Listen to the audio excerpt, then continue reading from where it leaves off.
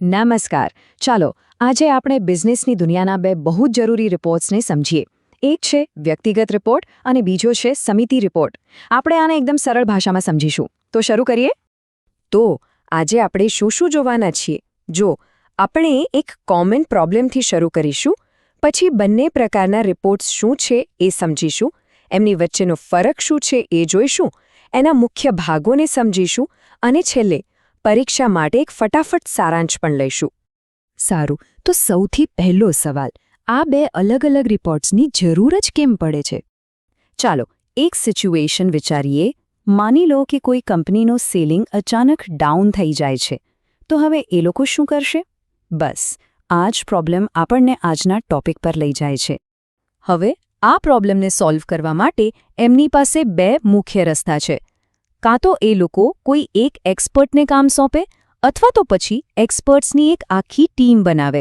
અને બસ અહીંથી જ આપણા બે અલગ અલગ રિપોર્ટનો જન્મ થાય છે. તો ચાલો સૌથી પહેલાં એ રીત જોઈએ જે સૌથી સિમ્પલ છે, વ્યક્તિગત રિપોર્ટ. તો આ વ્યક્તિગત રિપોર્ટ છે શું? એકદમ સિમ્પલ ભાષામાં કહું તો, જ્યારે કોઈ એક જ વ્યક્તિને કોઈ પ્રોબ્લેમની તપાસ કરવાનું, એના કારણો શોધવાનું અને એના સોલ્યુશન્સ આપવાનું કામ સોંપવામાં આવે, ત્યારે એ જે ફોર્મલ ડોક્યુમેન્ટ બનાવે ને એને જ કહેવાય વ્યક્તિગત રિપોર્ટ. અને આનું ફોર્મેટ મતલબ કે સ્ટ્રક્ચર બિલકુલ સિમ્પલ હોય છે. એમાં મેઇનલી 4 જ વસ્તુઓ હોય છે. પહેલાં તો પરિચય, પછી આવે તારણો એટલે કે કારણો, ત્રીજું છે ભલામણો અને છેલ્લે નિષ્કર્ષ. આપણે આપણું પેલું વેચાણમાં ઘટાડોવાળું ઉદાહરણ લઈને જ આને સમજીએ. જુઓ, આ છે તારણોનું એકદમ પરફેક્ટ ઉદાહરણ. રિપોર્ટમાં શું લખાય કે ભાઈ આપણી બિસ્કિટની કિંમત વધારે છે, ક્વોલિટી સારી નથી, એડવર્ટાઇઝિંગ તો છે જ નહીં. આ બધી નક્કર વાતો છે. આ કોઈ હવામાં તીર ચલાવવા જેવું નથી, પ્રોપર ડેટા સાથે. પણ શું થાય જો પ્રોબ્લેમ એટલો મોટો હોય કે કોઈ એક વ્યક્તિથી હેન્ડલ ન થાય? વેલ, ત્યારે એન્ટ્રી થાય છે સમિતિ રિપોર્ટની. ચાલો જોઈએ કે એ શું છે. અહીંયા આખો ગેમ ચેન્જર શબ્દ છે સમૂહ, મતલબ કે ગ્રુપ. જ્યારે પ્રોબ્લેમ બહુ મોટો અને કોમ્પ્લિકેટેડ હોય ત્યારે એક્સપર્ટ્સની એક ટીમ એટલે કે કમિટી બનાવવામાં આવે છે. આ ટીમ સાથે મળીને તપાસ કરે છે અને પછી એક જોઈન્ટ રિપોર્ટ તૈયાર કરે છે. હવે આના સ્ટ્રક્ચરમાં એક નાનો ટ્વિસ્ટ છે. અહીં બે નવા સેક્શન એડ થાય છે.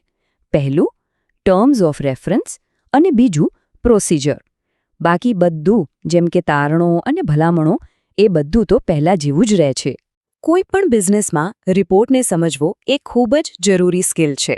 તો ચાલો આજે આપણે શ્રી લક્ષ્મી ટ્રેડિંગ કંપનીના એકદમ રસપ્રદ કેસ સ્ટડીથી સમજીએ કે આ રિપોર્ટ્સ આખરે હોય છે શું અને કામ કેવી રીતે કરે છે. તો આજે આપણે શું જોવાના છીએ? આપણે 4 અલગ અલગ પ્રકારના બિઝનેસ રિપોર્ટને સમજીશું અને છેલ્લે એક બહુ જ મહત્વનો તફાવત પણ જાણીશું. આ છે આજનો આપણો પ્લાન. તો સૌથી પહેલાં બિઝનેસ રિપોર્ટ એટલે શું? એકદમ સાદી ભાષામાં કહીએ તો એ એક એવું ટૂલ છે જે કોઈ સમસ્યાને પકડે છે, એના મૂળમાં શું છે એ શોધે છે અને પછી એને ઉકેલવા માટે નક્કર રસ્તા બતાવે છે. બસ આટલું જ. ચલો હવે સીધા આપણા પહેલા કેસ પર આવીએ. શ્રી લક્ષ્મી કંપનીના ગોલ્ડ બિસ્કિટનું વેચાણ ઘટી રહ્યું છે. જોઈએ કે રિપોર્ટ આ સમસ્યાને કેવી રીતે ઉકેલે છે. તો રિપોર્ટની શરૂઆત જ એકદમ મૂળભૂત અને સીધા સવાલથી થાય છે, જે આખી તપાસનો પાયો છે. છેલ્લા 2 વર્ષથી અમારા ગોલ્ડ બિસ્કિટનું વેચાણ ઘટી કેમ રહ્યું છે? હવે જુઓ, અહીંથી રિપોર્ટનું અસલી કામ શરૂ થાય છે. એણે માત્ર એક કારણ આપીને વાત પતાવી નથી દીધી, પણ ઊંડાણપૂર્વક તપાસ કરીને 7 અલગ અલગ કારણો શોધી કાઢ્યા છે. કિંમતથી લઈને પેકેજિંગ સુધી અને સેલ્સમેનના પગારથી લઈને ઓનલાઈન હાજરી સુધી દરેક પાસાને આવરી લેવાયું છે. અને આ જુઓ, આ એકદમ ધારદાર વાત છે. તપાસમાં માત્ર આંકડા જ નહીં પણ માણસોની વાત પણ સામે આવી. એક સેલ્સમેને તો સીધું જ કહી દીધું કે મને મહિને ખાલી 8,000 રૂપિયા મળે છે, જ્યારે બીજી કંપનીઓ 12,000 અને બોનસ પણ આપે છે. તો હું શા માટે સખત મહેનત કરું? આનાથી મોટો પુરાવો શું હોઈ શકે? અને આ રિપોર્ટની સૌથી સારી વાત એ છે કે એ માત્ર સમસ્યાઓ ગણાવીને અટકી નથી જતો. તમે જુઓ, દરેક સમસ્યાની સામે એક ચોક્કસ અને અમલમાં મૂકી શકાય એવો ઉકેલ પણ સૂચવ્યો છે.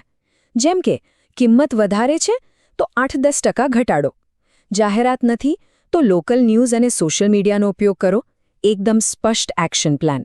તો આપણે જોયું કે કોઈ ચાલતી સમસ્યાને રિપોર્ટ કેવી રીતે ઉકેલે છે, પણ શું રિપોર્ટ માત્ર સમસ્યાઓ માટે જ હોય છે? ના, હવે આપણે એક અલગ પ્રકારનો રિપોર્ટ જોઈશું જે કોઈ નવી તક, એટલે કે નવી ફેક્ટરી ક્યાં નાખવી, એનું મૂલ્યાંકન કરે છે. આ રિપોર્ટ, જેને ફિઝિબિલિટી રિપોર્ટ કહેવાય, એ વડોદરાની જગ્યાનું વિશ્લેષણ કરે છે. સૌથી પહેલાં એણે ત્યાંના સંસાધનો તપાસ્યા. શું ત્યાં કાચો માલ મળશે? હા. પાણી અને વીજળીની સગવડ છે? બિલકુલ. અને જમીન? એ પણ વ્યાજબી ભાવે મળી રહી છે. એટલે કે મૂળભૂત જરૂરિયાતો બધી જ પૂરી થાય છે. પણ માત્ર સંસાધનો પૂરતા નથી. રિપોર્ટ આગળ લોજિસ્ટિક્સ અને બજારની વાત કરે છે. જેમ કે જગ્યા રોડ અને રેલવેથી જોડાયેલી છે? હા. માલ મોકલવા માટે ટ્રાન્સપોર્ટની સુવિધા છે? એકદમ. અને સૌથી અગત્યનું, શું ત્યાં કામ કરવા માટે કુશળ કારીગરો મળશે? જવાબ છે હા. ઉપરથી ત્યાં સ્પર્ધા પણ ઓછી છે, જે શરૂઆતમાં બહુ મોટો ફાયદો છે. આ બધા જ સકારાત્મક પરિબળોને ધ્યાનમાં લઈને રિપોર્ટ એકદમ સ્પષ્ટ અને આત્મવિશ્વાસ સાથે એક જ ભલામણ કરે છે. નવી ફેક્ટરી સ્થાપવા માટે વડોદરા જ શ્રેષ્ઠ જગ્યા છે. કોઈ શંકાને સ્થાન નથી. ચાલો, હવે ત્રીજા કેસ તરફ આગળ વધીએ. અત્યાર સુધી આપણે વેચાણ અને નવી જગ્યાની વાત કરી, પણ હવે વાત છે કંપનીની અંદરની સમસ્યાની. શ્રીલક્ષ્મીના કામદારોમાં અસંતોષ ફેલાયેલો છે. જોઈએ રિપોર્ટ આમાં શું મદદ કરે છે. અને અહીં પણ રિપોર્ટની શરૂઆત એકદમ સ્પષ્ટ સવાલથી થાય છે. ફેક્ટરીના કામદારોમાં આટલી અશાંતિ અને ફરિયાદો કેમ છે? એના મૂળ કારણો શું છે? બસ આ જ શોધવાનું છે. જ્યારે તપાસ થઈ ત્યારે એક પછી એક ઘણા બધા કારણો સામે આવ્યા. ઓછો પગાર, ઓછું બોનસ, સુપરવાઇઝરનું ખરાબ વર્તન, કેન્ટીન અને રેસ્ટરૂમ જેવી સુવિધાઓનો અભાવ, ગંદકી, નોકરીની કોઈ ગેરંટી નહીં અને મહિલા કામદારો માટે મેટર્નિટી લીવ જેવી મૂળભૂત સુવિધા પણ નહોતી. લિસ્ટ લાંબુ છે. હવે ફરીથી એ જ પેટર્ન જુઓ. જે ફરિયાદો હતી એ દરેક માટે એક ભલામણ કરવામાં આવી છે. પગાર વધારો, સુપરવાઇઝરને ટ્રેનિંગ આપો, સુવિધાઓ સુધારો, મેટર્નિટી લીવ આપો. એટલે કે સમસ્યાનું લિસ્ટ એ જ ઉકેલનું લિસ્ટ બની ગયું. એકદમ સીધો અને સરળ રસ્તો. અને હવે આપણો છેલ્લો ચોથો કેસ. આ એક ઇમરજન્સી સિચ્યુએશન વિશે છે. ફેક્ટરીમાં આગ લાગી છે. તો આવા અકસ્માત પછી જે રિપોર્ટ બને છે એ કેવો હોય છે અને એનો હેતુ શું હોય છે એ જોઈએ. આવા રિપોર્ટમાં સૌથી પહેલાં મૂળભૂત હકીકતો સ્પષ્ટ કરવામાં આવે છે. ઘટના શું હતી? તો કે આગ લાગી હતી. ક્યારે? 5 જાન્યુઆરી 2024 સાંજે 5 વાગે. ક્યાં? પ્રોડક્શન ડિપાર્ટમેન્ટમાં. અને કેમ? શોર્ટ સર્કિટના કારણે. બધી માહિતી એકદમ સ્પષ્ટ. હકીકતો પછી આવે છે નુકસાનનો અંદાજ. આ આગને કારણે કેટલું નુકસાન થયું? તો કે કાચો માલ અને તૈયાર માલ મળીને લગભગ 2 લાખ રૂપિયાનું નુકસાન થયું. આ આંકડો બતાવે છે કે ઘટના કેટલી ગંભીર હતી. અને અહીં જુઓ, રિપોર્ટ માત્ર એટલું કહીને નથી અટકતો કે શોર્ટ સર્કિટથી આગ લાગી. એનાથી પણ ઊંડાણમાં જાય છે. શોર્ટ સર્કિટ તો થયું, પણ એવું કેમ થયું? કારણ કે ત્યાં યોગ્ય સેફટી ચેકિંગ નહોતું થતું અને જે સમયે આગ લાગી ત્યારે મોનિટરિંગ સ્ટાફ પણ હાજર નહોતો. આ છે અસલી મૂળ કારણો. તો આ ભૂલમાંથી શીખીને રિપોર્ટ ભવિષ્યમાં આવા અકસ્માતોને રોકવા માટે 5 નક્કર પગલાં સૂચવે છે. જેમ કે ઇલેક્ટ્રિકલ સિસ્ટમ્સની નિયમિત તપાસ કરો, ફાયર સેફટીના સાધનો લગાવો, બધા કામદારોને ટ્રેનિંગ આપો અને સૌથી અગત્યનું, સલામતીના નિયમોનું કડકાઈથી પાલન કરાવો. આનો હેતુ સ્પષ્ટ છે. આવી ઘટના ફરીથી ન બનવી જોઈએ. સારું, તો આપણે 4 અલગ-અલગ પ્રકારના રિપોર્ટ જોયા. પણ હવે એક છેલ્લી અને બહુ જ અગત્યની વાત. રિપોર્ટ કોણ લખે છે એના આધારે એના ફોર્મેટમાં થોડો ફેરફાર આવે છે. ચાલો એ સમજીએ. જુઓ, જ્યારે કોઈ એક વ્યક્તિ રિપોર્ટ બનાવે ત્યારે એમાં તારણો, ભલામણો અને નિષ્કર્ષ હોય છે. પણ જ્યારે આખા ગ્રુપ કે કમિટી દ્વારા રિપોર્ટ તૈયાર થાય ત્યારે એમાં 2 વધારાના વિભાગો ઉમેરાય છે. પહેલું, ટર્મ્સ ઓફ રેફરન્સ, એટલે કે કમિટીને શું કામ સોંપવામાં આવ્યું હતું. અને બીજું, પ્રોસિજર, એટલે કે કમિટીએ આ કામ કેવી રીતે કર્યું, કઈ પદ્ધતિ અપનાવી. આનાથી રિપોર્ટ વધુ પારદર્શક બને છે. અને આ વાતને સમજવા માટે આ નોટ જુઓ. એ સ્પષ્ટપણે કહે છે કે ભલે રિપોર્ટ કોઈ એક વ્યક્તિ બનાવે કે આખી કમિટી, એની અંદરનું જે મુખ્ય વિશ્લેષણ છે, એટલે કે સમસ્યાના કારણો અને તેના ઉકેલો, એ તો સરખું જ રહે છે. ફેરફાર માત્ર ફોર્મેટમાં થાય છે, જેથી ખબર પડે કે કામ કોણે અને કેવી રીતે કર્યું છે. તો આ બધા પરથી આપણે શું તારણ કાઢી શકીએ? એક સારો બિઝનેસ રિપોર્ટ માત્ર હકીકતોનું લિસ્ટ નથી. એ તો સમસ્યાના મૂળથી લઈને તેના ઉકેલ સુધીનો એક સ્પષ્ટ રસ્તો બતાવે છે. અને અંતે આપણા માટે એક સવાલ મૂકી જાય છે. કોઈ પણ પરિવર્તન લાવવા માટે વધુ શક્તિશાળી શું છે? સમસ્યાનું નિદાન કરવું કે પછી તેનો ઉકેલ સૂચવવો? નમસ્કાર. તમને ખબર છે, આપણે જે બોલીએ છીએ ને એના કરતાં પણ વધારે તો આપણું શરીર, આપણા હાવભાવ અને આપણો અવાજ બોલે છે. આ છે બિનમૌખિક સંચારની દુનિયા, જે આપણી રોજિંદી વાતચીતને એક અલગ જ સ્તર પર લઈ જાય છે. ચાલો આજે પરીક્ષા માટે આ રસપ્રદ વિષયને એકદમ સરળ રીતે સમજીએ. તો સૌથી પહેલા એ સમજીએ કે આ બિનમૌખિક સંચાર છે શું? સાવ સાદી ભાષામાં કહીએ તો શબ્દો વગર થતી વાતચીત. આમાં આપણા શરીરનું હલનચલન, ચહેરાના એક્સપ્રેશન્સ, અવાજનો ટોન અને બે લોકો વચ્ચેની જગ્યા, આ બધી જ વસ્તુઓનો ઉપયોગ થાય છે. જેમ કે કોઈની સામે જોઈને તમે એક નાનકડું સ્માઇલ આપો તો એ ખુશી બતાવે છે, બરાબર ને? ઓકે, તો આ બિનમૌખિક સંચારને સમજવા માટે આપણે એને મુખ્ય 3 ભાગમાં વહેંચી શકીએ. પહેલું છે કાઇનેસિક્સ, એટલે કે આપણી શારીરિક ભાષા. બીજું છે પ્રોક્ઝેમિક્સ, જે જગ્યાના ઉપયોગ વિશે છે. અને ત્રીજું છે પેરાલેંગ્વેજ, એટલે કે આપણા અવાજની કળા. ચાલો એક પછી એક આ ત્રણેયને બરાબર સમજીએ. તો સૌથી પહેલું છે કાઇનેસિક્સ. હવે આ શબ્દ સાંભળીને ગભરાવાની બિલકુલ જરૂર નથી. એનો સીધો સાદો મતલબ છે શરીરની ભાષા. શબ્દો વગર પણ આપણું શરીર સતત કંઈક ને કંઈક કહેતું રહે છે, અને તે કેવી રીતે કામ કરે છે એ સમજવું ખૂબ જ રસપ્રદ છે. કાઇનેસિક્સને સમજવા માટે એના 4 મુખ્ય પાયા છે. એને 4 સ્તંભ પણ કહી શકો. કયા કયા? તો ચહેરાના હાવભાવ, આંખનો સંપર્ક, આપણા ઈશારા અને આપણી બોડી પોસ્ચર.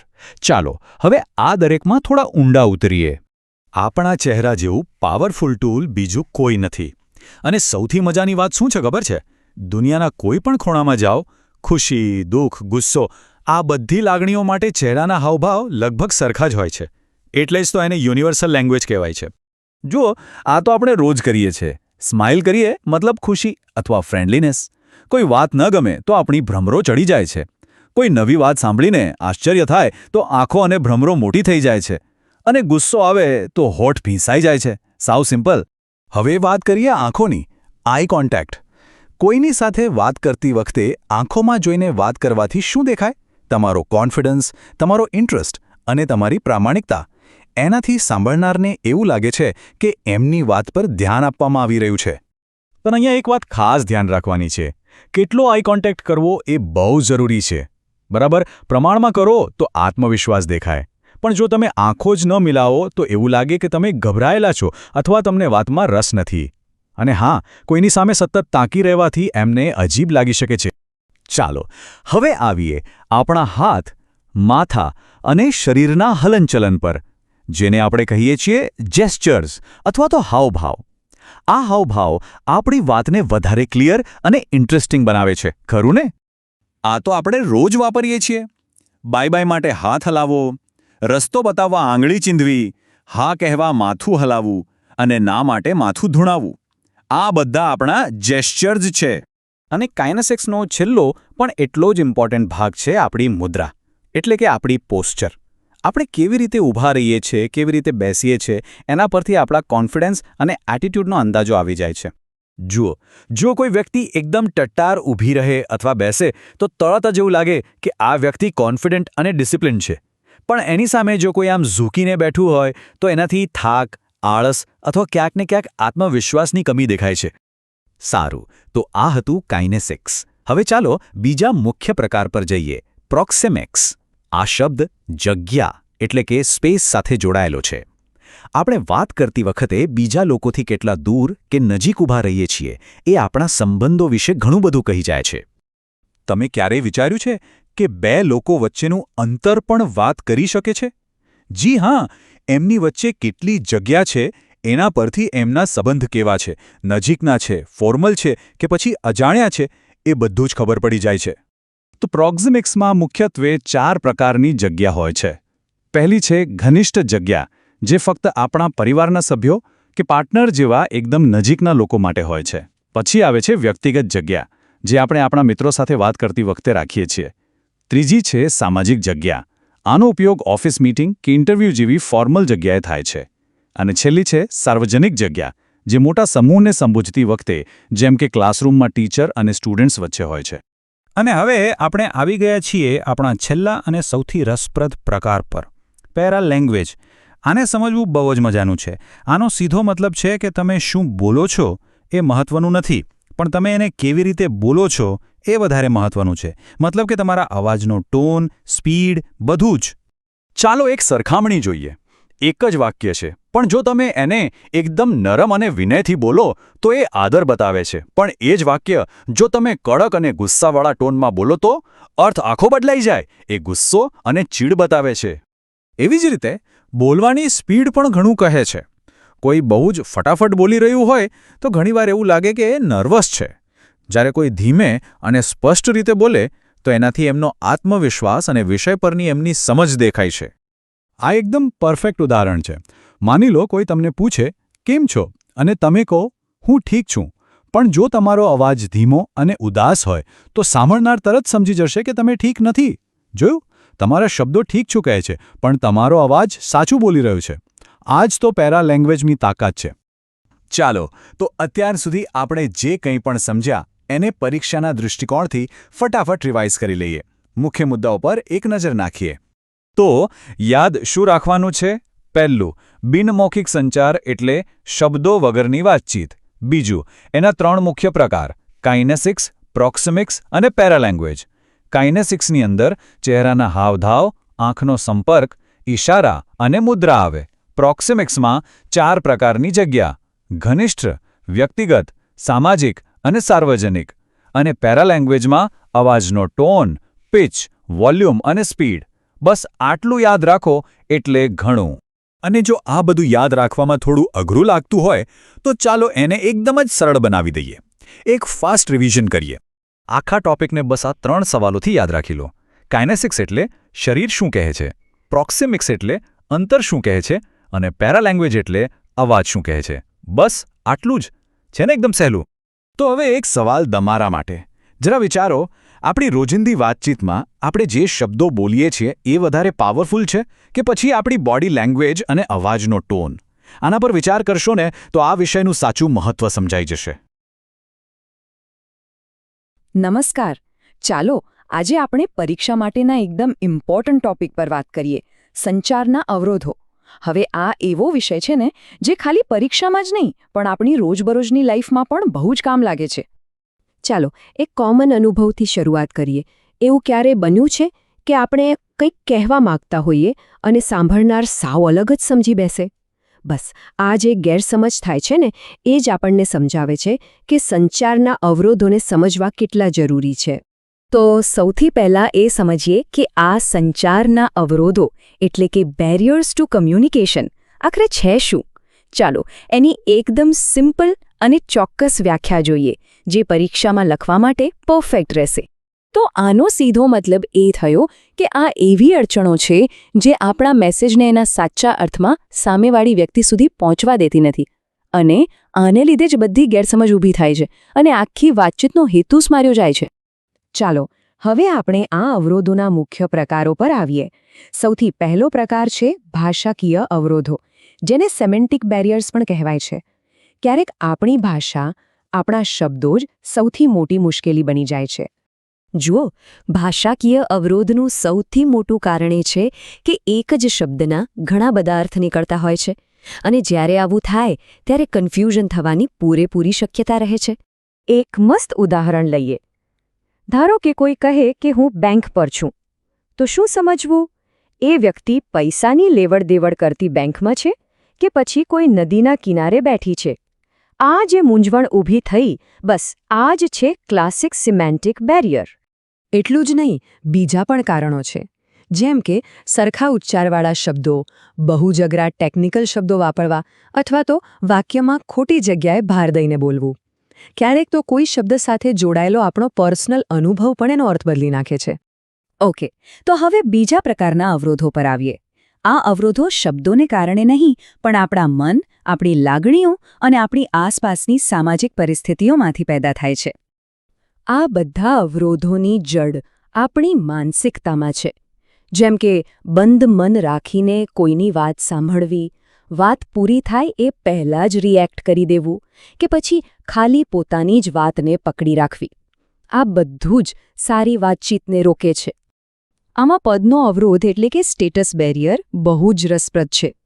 તમે જુઓ, ઓફિસમાં કોઈ સિનિયર હોય તો એ કદાચ જુનિયરના સારા આઈડિયાને પણ ધ્યાનમાં ન લે, અને બીજી બાજુ કોઈ જુનિયર હોય તો એ બોસની સામે બોલતા જ અચકાય.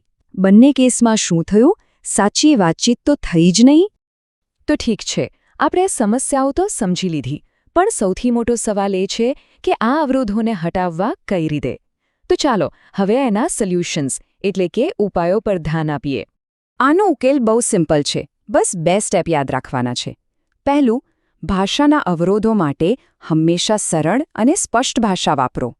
અને બીજું, માનસિક અવરોધો માટે મગજ ખુલ્લું રાખો, ધીરજ રાખો અને સામેવાળી વ્યક્તિને રિસ્પેક્ટ આપો.